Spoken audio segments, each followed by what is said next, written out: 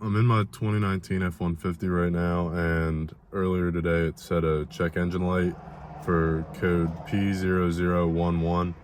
That was the only code. It set it about a week ago, and I cleared it out, and I figured if it came back again, it meant I should probably do an oil change. Now, to explain that, this truck has the 5-liter Coyote motor in it.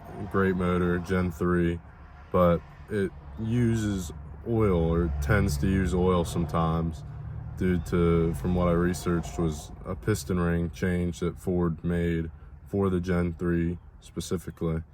So I had been running thicker oil to mitigate some of the oil usage. But here's the P0011 code for camshaft position timing, and I'm gonna change the oil today and hope that this code stops appearing. So this is the F150 in question.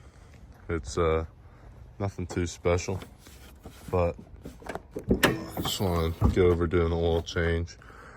I don't mind the mess under the hood, but I like to start by taking the fill cap off just to make sure that it comes off and so that the oil drains faster. And then back here is going to be your fluid or your dipstick.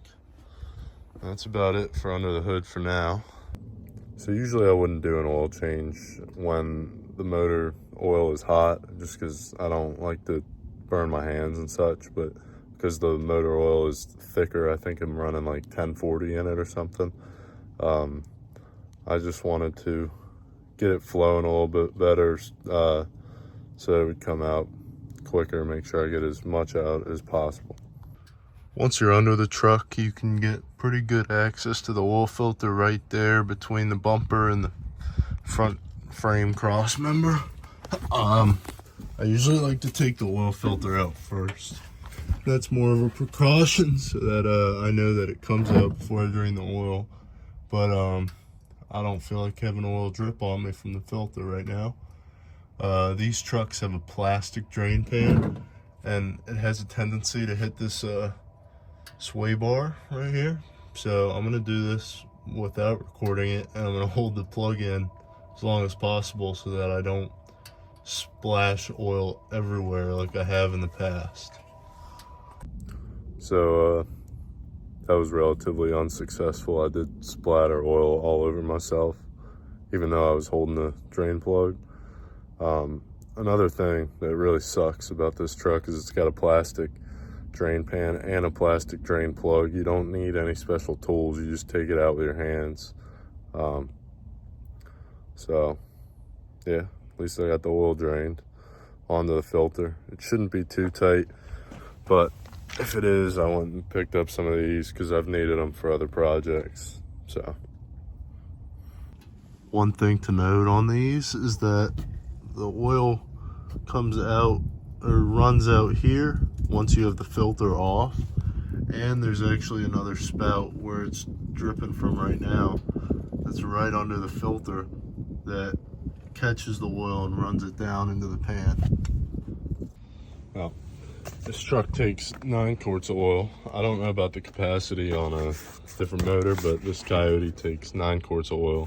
I have 2 5-quart jugs just because it's a little cheaper than buying 1 5-quart jug and then 4 1-quart jugs, and basically fill it up.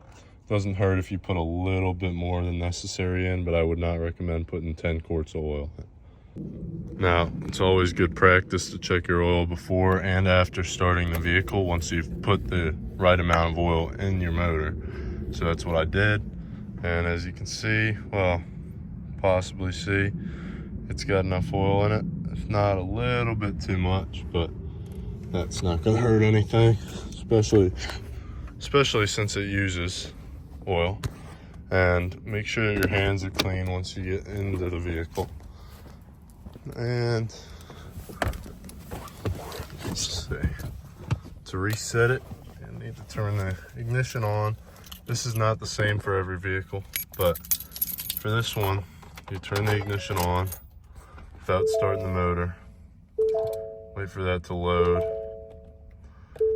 and then you can go out to settings, advanced settings, vehicle, and you go to oil life reset and just hold it. Just like that, your oil is reset. I also like to put a sticker up on my windshield, and Advanced has these for free. I grabbed a few so for the next time I have them in case I forget. In order to fill out your sticker, you look at your mileage.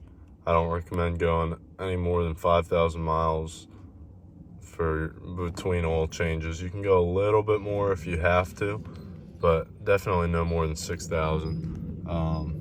And I don't even do 5,000 on this truck just because of the oil usage. There you go. That's all.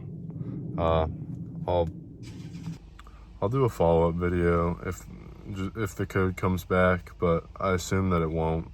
It already ran a lot better once I changed the oil out in it.